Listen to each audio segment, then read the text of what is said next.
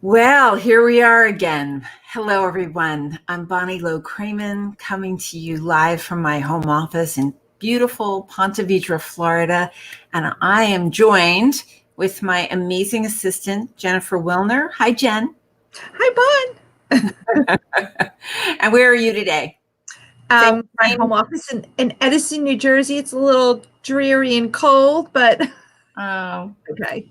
well, one of these days we'll have to do it live. You'll have to come on down once this nasty pandemic is over. Yes. But we are welcoming our viewers from all over the world into our Heads Together meeting today. We had a really interesting conversation last week. It was hard to get it out of my head, all of the material about cybersecurity and keeping our data safe. That was a really, lively conversation, wasn't it, Jen? Yeah, it was. There's so much there. So interested in knowing if our viewers had any conversations with IT in the aftermath of that conversation. I'd love to know. Hi, Denise Buckelman. Great to see you. Hope the new job is going well. Hey, Victoria from Augusta, Georgia, and Michelle Wright. Welcome to the party. I love this whole notion that it's kind of like giving a party and not having to cook. You all bring your own snacks. It's awesome. Hi, Janelle. Happy Wednesday to you. I look forward to this meeting so much every week. Last week we talked about so much regarding cybersecurity, and there were probably many things, but there's at least one thing that we forgot to share. We ran out of time to do. Jen was going to talk about looking up things incognito. So interested in knowing if you, Sonia, Janelle, Michelle, Victoria, Denise, do you use incognito? Jen, why don't you show us what are you talking about? Sure. So I'm going to share my screen. And so here we go. So incognito mode basically prevents, if you log in with Google to other platforms, it prevents your searches on Google from appearing other places. So basically all you would do is go on your monitor to the upper right-hand corner where the three dots are and click New Incognito Window. And then you're incognito and you can do your search for your favorite shoes or whatever. And then that won't come up in your searches, in your browsing history. And Jen, do you do all of your Google searches incognito? I do a lot of them that way. Interesting. So curious to know if this is a new idea to those of you listening, or is this something you use all the time? Michelle says she doesn't use incognito, but her sister does. We have Ghana, Africa on this call. So glad to have you here. And Jennifer from Ghana and Tanya from Johannesburg, South Africa. I was on a Zoom call earlier with a colleague from Cape Town. It just feels like the world has become so small as we get to share information. So Linda Boulay is saying she forgot about incognito, but thanks for the reminder. You were trying to pay attention to privacy, and incognito, it's an extra step, but it really just doesn't take all that long. Jan from London is on this call. We are so happy to have you here. Corey Masters Brown. Corey is in Bermuda and she uses incognito. But Corey, I just outed you from, telling everybody where on the planet you are. I just love the fact that you're from Bermuda. What's Jennifer saying, Jen? Jennifer saying we've been having a conversation about cybersecurity at the office for some time now, and updates are circulated from time to time. Okay. Very important. Carrie Ann is here from Norway. Welcome, welcome. Ilaria is from Luxembourg, and Dusty, welcome to all of you. Dusty uses Incognito. It's a great little tool. And so you might check with your colleagues if they're using it as well. What are your IT people thinking about it? So curious to know. Jan uses Incognito also. Curious to know, in the aftermath of our conversation last week about cybersecurity and keeping the data safe, did any of you have conversations with IT about any, about a new training you're going to do in order to get everybody more up to speed? Right. That would be really interesting. Jen and I have been getting lots of great feedback from these meetings. Our intent is for them to be pretty content rich so that you can, walk away at the end feeling very happy you sat in on with us. Emer's here from Ireland, which is super cool. Bob Sanders from down the hall is writing. Jen, what's he having to say? Bob's educating this. Sometimes if you have problems logging into a hotel Wi-Fi, you need to open an incognito window to get to their login page. That's a great tip. Of course, a lot of us aren't in hotels these days, but make a note for when we are. Yes. Sonia, put it in your suitcase. What's that, Jen? Make a note and put it in your suitcase so you have it. There you go. Right, to use it. So I had an interesting experience this week, and it prompted me. Jen often says, "So, what are we going to talk about at Heads Together this week?" And I get a hit, a kind of a sense of like, oh, we definitely need to talk about that. I don't get political in our sessions. We all know there's an American election next week. And it just got me thinking about standing up for what we believe, whatever it is, and that's not meant to be political, but it was spurred by that, I guess, in part. I was starting to think about the stories that assistants tell me about the things that they go to their executives about to make a difference, to stand up for something at their company. And I was reminded, those of you who've heard me before know that I'm a huge fan of of Sheryl Sandberg's book, Lean In. Love, love, love this book. And one of the stories Sheryl tells in this book is that when she started at Facebook, she was the first woman on the leadership team.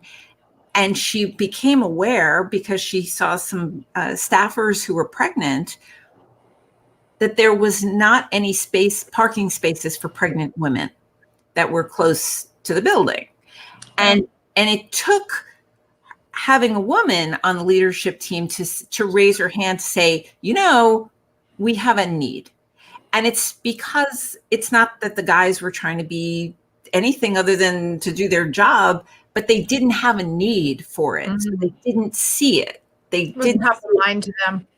What's that? Wasn't top of mind to them. It wasn't top of mind to them. And so all it took was Sheryl saying something. And of course, that put the wheels in motion, and, forevermore, there have been spaces for pregnant people. Jen, you had an example you were thinking back to earlier in your career, you had to stand up about. What did you have to do? So I was in an environment. It was, I was in a drafty space in an office, and kind of like in the lobby-ish area right outside the lobby. So I felt the draft every time somebody went outside. When people were smoking right outside the door, I got all that. And I worked for a company where you went to the owner of the company. There was no HR, there was no managers, and went right to him and said, "Hey, can we get some plastic sheeting to put on the doors, on the windows, because it's kind of drafty." It was an industrial environment. Yeah. He said, "Sure, just do the research, tell me what I need to do." And within a week, it was done. So I just had to open my mouth and ask for myself. But you told me you were nervous to do it. I was nervous. I was nervous originally, but I got over it. Yeah. I mean, we have to, as assistants, we need to stand up for ourselves on a lot of levels and about a lot of things. But I mean, that was about physical comfort, physical, Yeah. you know, yeah. So good for you. And then I suspect, I mean, you stayed there for how many years, did you tell me? I was there for 13 years. 13 years would have been a long time to stay freezing cold all the time in the winter. And you Yeah. were in Well, Jersey? It was Jersey? thankfully, we moved offices and I moved within the building and the company moved within town, I mean, but it would have it's been impossible to very do work if you're not physically yeah. comfortable. And I'd love to take some examples from our listeners here. I just want to throw out another couple of examples. When I first started with Olympia Dukakis, when we agreed that we were gonna open an office out of her home, I remember thinking to myself, because she just knew she needed help. She didn't know how we were going to do it. In my head, I was thinking, how am I going to be as great an assistant as Olympia is an actress? And the tools I needed at the time meant, I came to her and I said, I need a computer, I need a fax machine, and I need a credit card. I felt very confident, a little nervous, but mostly confident to say those are the three things I needed to get started. And if she gave me those things, then I was off and running. And she said, she handed me the credit card and she said, just try to get good prices. Buy what you need. Just buy whatever you need. And like that was, very freeing. And then one other example before we open it up, like let's hear from you about the things you are talking about to your executives that you're standing up to say, we need this, that you're, raising awareness of some kind. A few heads together ago, I spoke about this book, Cast, by Isabel Wilkerson. I think I called her Elizabeth earlier today. Cast is a fantastic book about race relations, discrimination, and the history of racism in the United States. And the whole notion that it is essentially a caste system based on, the Indian system. And it's so well documented. It's a great book. And lately, certainly in the aftermath of the George Floyd murder in May, which we've spoken about on Heads Together, many, many, many assistants have gotten pulled into the whole diversity and inclusion and anti-discrimination and anti-racism efforts at your companies, and having to stand up to say, yes, there's a problem here. Yes, why don't we read this book and, have a conversation about this book to, make our way towards solutions. The main point, of course, is that assistants see things that your leaders don't. Assistants see a lot of things. You see and hear everything. So let's see what Tanya has to say. Tanya's from Joburg in Africa. She's had to stand up for herself and say, you know what? I'm more than your tea lady. I have the ability to do more than just make a good cup of tea. Good for you, Tanya. And Tanya, I hope they received that information very positively and respectfully. I hope that they did. This role has a long history of perception, and the whole tea lady thing. Lucy Brazier is famous for saying, the whole tea and typing image.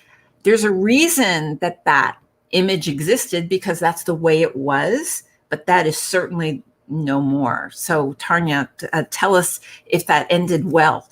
What does Beth have to say, Jen? Beth asked, she was afraid to ask for more than a 2% raise. And when they said no, I requested a company cell phone and it was granted. Easy peasy. I mean, good for you, Beth. Lesson here is don't take no for an answer. If one way doesn't work, let's try another way. And 2% 2%, I mean, I suspect that that's such a little amount of money that, I have to tell you that, a couple of weeks ago, we talked about the article that came out in Executive Secretary Magazine about how HR is really deciding how much to pay you. And we had Jeremy Spake on this show, and it's caused a lot of conversation, good conversation, positive response from assistants who are using the article to open up the conversation about money in your company. And I couldn't be more happy about that. I mean, we've got a long way to go, but use it. What does Taryn have to say? Taryn I've had to stand up for my law enforcement husband in the workplace and defend his honor during these difficult times. I can't even imagine that. Yeah, the stress and anxiety happening right now, Taryn, it's unfortunate. Oh my gosh. And, the news every day is just filled with so much divisiveness and pain and suffering. Nothing solves this better than talking with each other and understanding each other's points of view. It's critical to do that. And that's why, with the whole race issue, these kinds of books, not only Cast, but many kinds of books are useful in opening up the conversation for sure. So, Taryn, hopefully things will calm down soon. And I wish you well. Let's hear from Lynn and Brenda. And Lynn says they only get 2 to 3% annual increases across the company. It's almost impossible to get a merit increase without a job change. Yeah, Lynn, I don't have it fresh in my brain where you are and what's your company. What I can tell you, though, in general, is that their HR is determined to hold on to high producers and to stabilize the company.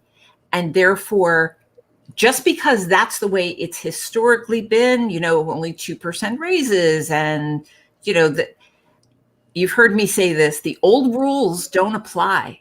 In many situations, the old rules simply don't apply.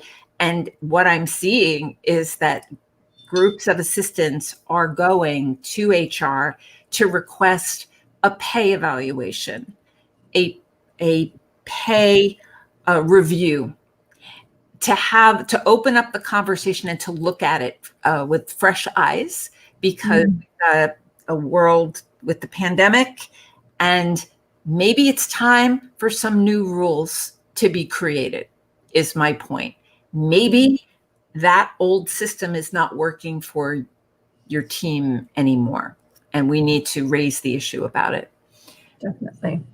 So Brenda and then Michelle. And Brenda is saying on multiple occasions during my career, I've had to set boundaries around acceptable and disrespectful behavior from colleagues who weren't demonstrating it. It's always resulted in stronger relationships afterwards, but it wasn't always easy in the moment.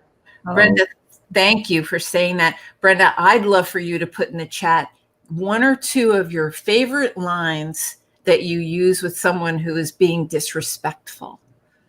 So one of the things I talk about at Be the Ultimate Assistant is, you cannot speak to me like that. No one speaks to me like that. There's all kinds of ways to handle these situations. Brenda, I'd love to know a couple of your favorite lines. Jen, we have a couple more from Michelle. During this pandemic, we've had to take a cut in salary. I support the sales team in our company, which all went back to full salary on October 1. When my check didn't reflect my full salary, I was told it was due to me being in a support role versus a revenue generating role. I had to stand up for myself and say, if it weren't for me, my guys wouldn't be able to do what they do. I am part of the revenue generating team and should be recognized for it. Good for you. Good for you, Michelle. And you happen to be absolutely right. That it's not accurate to say that you are not part of revenue generation in your company. I couldn't say it better. Your effort enable the sales guys to do what they do, perhaps you'll tell us, were you successful? I urge you to keep pushing back, that it's not right. That, yes, in the pandemic, many companies have asked assistants to take pay cuts. And in an emergency, we do whatever it takes. However, it should not prevent you from having the conversation about, well, what's going to happen in December or in January, to set the table for when will you see that increase again? We must get better at having these conversations. And I urge you to do it calmly, with confidence, no anger, just facts, your job description and what you are doing every day that you're bringing to the table that is showing your value every day. Yeah. Yeah. So a bunch more. I think it's Jan. Mm-hmm. Had to approach my exec when he was setting timelines with the client, and I knew the team was at full capacity and stressed. By speaking out, we juggled the timelines, were able to push things out by a few weeks, the result of which was positive engagement from the team. They appreciated having time to complete their other priorities and then focus on our project. In fact, by managing the timelines and priorities, we turned around the project in record time. I was nervous. I'm sure she was nervous, but we did it. This proves, thank you so much for sharing, assistants see things that your leaders and managers do not see. And we can't assume. I tell the story how early in my career I was under an assumption that just because somebody was a manager or a leader, that they knew everything and that they were right about everything. And they're so not. Right, Jen? Yeah. I'm not right about everything. Okay, let's do some more. So Janelle, hopefully next year we'll be in line for raises next year. None this year. And for assistants, we all get the same no matter the performance. Yeah. Okay. And that is not terribly motivating for high productivity if you know that it doesn't matter if you go above and beyond, that you're still only going to get the same amount of money as everybody else. And I would urge you to consider, I don't know if it's possible, to consider having a conversation with HR about taking a fresh look at that system for 2021. I don't know if that's a radical, crazy idea, but maybe it's worth a shot given what's going on. And what I mean by that is the volatility in this workplace. Your leverage as assistants, they do not want to live without you. Your leverage is they don't want you walking out the door. So many things are negotiable. If not money, what then? More vacation, stock options, annual training budget of $5,000 or more. Lots of things. Someone was saying about the cell phone. Yeah, new cell phone and the monthly bill being paid. What does Sandy have to say? Hi, Regina. Hi, Sandy. So Sandy shares, a few years ago, I stood up to my manager who was literally yelling at me and told him to stop immediately. No one had ever confronted him in the moment. It empowered others to do the same. What a shame. And I suspect he probably had been doing it for some time. Sandy, just tell us in the chat, how many years had he been there? And is he still there? No, I know you've moved on.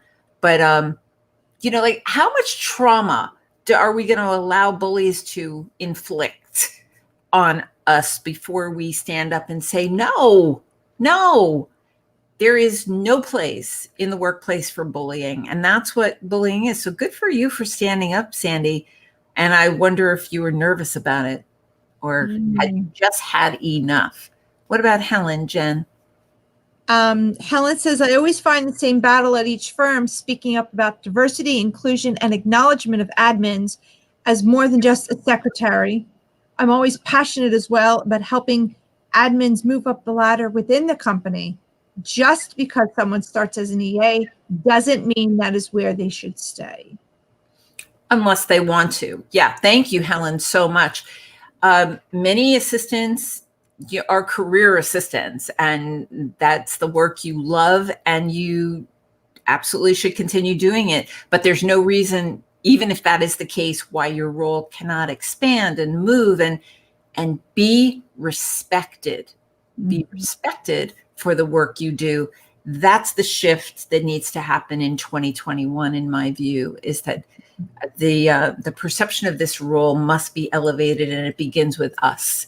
Right. To speak up, to stand up and speak up about the value of the role, just like Janelle, I think it was, who's going to speak up to the sales team. It's crazy to think that, you were told, yes, take the pay cut and you'll get it back. And then to not is shame on those leaders. Shame on them. That's poor leadership as far as I'm concerned. So Sandy says he was there 2 years. The manager was there 2 years before Sandy started working there. Yeah. And her voice was shaking, but she did it. And my point is, the bully was there 2 years. I want next time that you confront a bully, I want him only there or her 2 weeks, not 2 months, not 2 years, 2 weeks. We give them 2 weeks, and we have to address these issues, because how much trauma was inflicted in 2 years? That's too much. Yeah, definitely. Well, Jen is asking, how do we get them to see the value we bring? Some of our execs see it, but some don't. Yep. It's about documenting it. Jen, thanks for the question. It's about putting your job description in writing, what you are actually doing. Job description equals money. It is fact-based. You are receiving a paycheck for the role that you're doing, for the tasks you're doing, for the responsibility you hold, for the confidentiality you hold, for the insightfulness that you have about company culture and the institutional knowledge you hold, otherwise being referred to these days as tribal knowledge.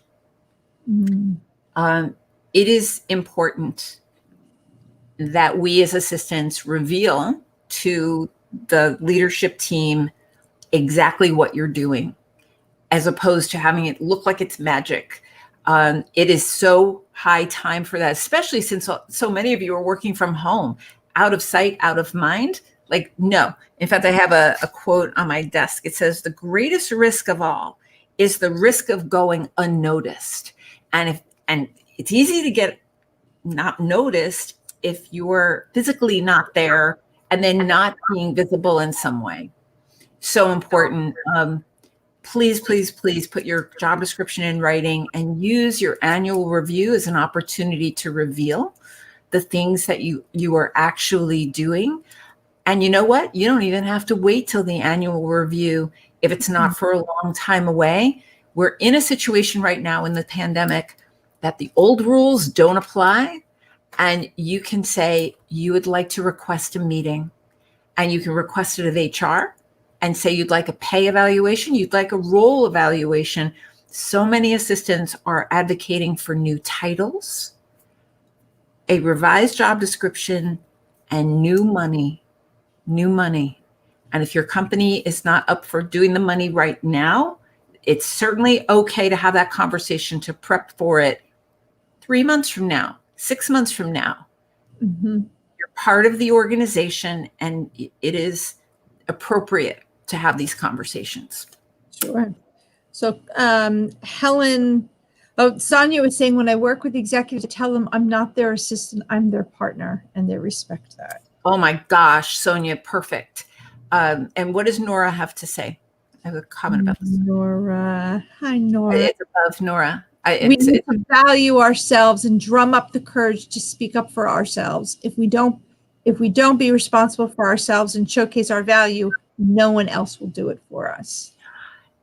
That is so true. Sonia, off of your comment, a real life story about a job interview where the assistant was on the verge of, she could tell the executive really liked her. And she said exactly that. She said, you know what? I don't only envision me working as your assistant. I envision being your business partner. And he looked at her and he said, I love that. Let us do a deal right this minute. I can't believe how many comments we have, and that, oh my gosh, what time is it, Jen? 3:28. Oh my gosh. Oh my goodness. Well, let's go for a few more minutes here. Okay. All right. Hang in with us, guys. Jen, are you cool? Jen, are you good? Yeah. All right, let's do a few more. Okay, so Sandy says, as administrative assistants and business partners, we need to have a succession plan in place. Yes. Our manager has it. I think we should as well. Yeah. It's being a professional, and I've discussed in every review I've had in my last 3 jobs. Yay, Sandy. Well, that comes from, you and I know each other well. That comes from 25 years of solid experience. Good for you. Brenda has a comment up a few, Jen. Sure. Yeah. Brenda says, I also advocated for my EA team to join the leadership offsite as participants instead of solely support staff. We support the corporate initiatives as much as the leadership team. Loved changing the view of the team in such a way. Yeah. That builds confidence when you offer a runway. You offer assistance, lower level, mid-level assistance, the opportunity to stretch a bit and give them an opportunity to show their skills and their abilities. And this week, I've had such interesting conversations about mentoring programs. In fact, Jen, let's put that on a list. We're going to talk about mentoring in one of these next weeks. Maybe it'll be next week. Yeah. Oh my goodness. Regina's saying that's brilliant. What is Carrie Ann saying? Carrie Ann, we have a system at my company for tracking development and our behavior and delivery goals. It also has a function to request feedback, and I often use that to get feedback on tasks or projects I have done for others that my manager might not be aware of. Very useful, both praise and constructive feedback. Excellent. And, one of the other weeks that we do these heads together, I mean, there's certainly no lack of content. I've come to know that in many companies, you're using software that's performance management systems, that it's a way of getting feedback electronically through the software, as opposed to just relying on verbal. And so many assistants don't even get feedback. You're supposed to have quarterly meetings and they don't have them. So there's a disconnect happening in general between what should be happening and what is happening. Onboarding systems that are less than ideal, disaster plans that are not up to speed, succession planning that is not applied to assistants, but we've got assistants who are baby boomers. There's going to be retirements happening soon. And then on top of all of that, we have COVID. And so only if you're listening on this call right now, only when you think about your company, are you going to have people retiring soon? And imagine what happens if somebody on your team gets pulled out suddenly because of COVID. Like, none of us can say that this virus is not going to impact us, right? Like, none of us can say that. So, Sandy, you're so right that succession planning is one of those things that assistants know better about, that you can take that idea back to your leaders and say, I heard this on a call the other day, and you can blame me. It's fine. You can, call me out. That's cool. Your comments have just blown me away. It's just great. I think we're going to wrap up. Jen, we have an event coming up on Saturday, December 5th.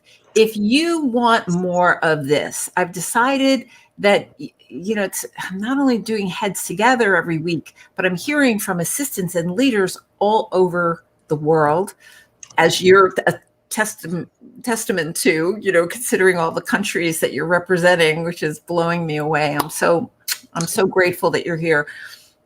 Saturday, December 5th, between 10 a.m. and noon. I'm calling it Aha Moments. Ask her anything, and that her is me. And it's going to be fast. It's going to be intense. It's going to be personal. And we're going to talk about the real life issues that are impacting assistants every day, and the HR issues, money, bullying, and I'm going to take volunteers to do some real life time coaching on the call. So I hope you'll consider joining me. It's 10 to noon Eastern time on Saturday, December 5th. We're going to do it on Zoom. Jen, you're putting the link in the chat. Yep. I hope you will come. I hope you will tell others to come. We're maxing out at 100 people, and we'll see how that goes. What I know for sure is that we need opportunities like this one to come together, to wrestle these issues, to share the amazing information that you've put in the chat, because what we know is that when you share how you stood up for yourselves and you lived to tell the tale, and you survived it, and it was better because you stood up, then that's inspiring to other people to do it themselves. And that's what we need to do. This world, this workplace is so complicated right now. We need each other badly. So, oh, Tatiana, hi from Ireland. Yay, you're in Ireland. Well, we're going to sign off for today. We will be back next Wednesday, 3 p.m. Eastern time, and we hope you'll join us. I hope you have learned at least one thing during the session that you can use. Jen, any final thoughts from you, ma'am? Yeah. Also, we have an offer for your on-demand class. We do. Thank you. This is on demand. Many of you are in the class, but Vicki Evans and I went in the studio, and the class is on video. We're going to be doing the class virtually in March of 2021. That will be the next time we're doing it live. So in the meantime, on demand, BTUAOD 250, which is $250 off the full price. So with that, I'm so moved that you're all here. Corey, good luck, honey. And I look forward to seeing you all next week. Please tell others to join us. We'd love to have you as part of this conversation as we put our heads together. Because when we do that, we can solve anything. I want you to be safe. I want you to vote if you're in the United States. And I want us to be kind to each other. So, and wear your mask. Yeah. Wear your mask. Here. All right. Jen, thank you so much. Thank you all for being here. Soledad. Oh, you're knocking me out. Nora from Hawaii. And fantastic. Bob saying, don't forget to vote. All right. Guys, we'll see you next week. See you next week. Thank you.